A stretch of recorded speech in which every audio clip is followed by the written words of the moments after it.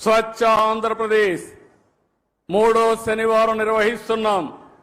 నేను ఒకటే మీకు హామీ ఇస్తున్నా, రాష్ట్రంలో ఎక్కడ కూడా చెత్త కాదు, చెత్త నుంచి సంపద సృష్టించే అవకాశం మనకుందని చెప్పి కూడా నిరూపిస్తామని మరొక్కసారి మీ అందరికీ విజ్ఞప్తి చేస్తున్నాను.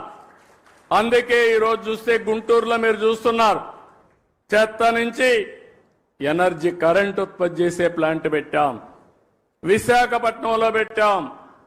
ఇప్పటికి అన్ని ప్లాంట్స్ పెట్టి కంప్లీట్ చేసేవాళ్ళం. కానీ గడిచిన ప్రభుత్వం దీనిపైన కూడా సీత కన్నేశారు. దీనివల్ల ఇబ్బంది పడ్డాం. ఈరోజు నేను ఒకటే హామీ ఇస్తున్నాను, రాబోయే 3 సంవత్సరాల్లో ఇంకా ఒక 3 వేస్ట్ టు ఎనర్జీ ప్లాంట్స్ వస్తాయి. పట్టణ ప్రాంతాల్లో 90% చెత్తంతా తీసి, పొడి చెత్త తీసి ఎనర్జీగా చేసే పరిస్థితి వస్తుంది.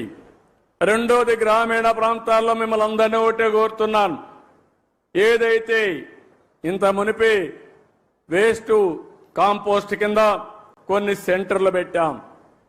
ఇక్కడి నుంచి ప్రతి ఒక్క ఇంటి దగ్గర చెత్త కలెక్ట్ చేయాల్సిన అవసరం ఉంది.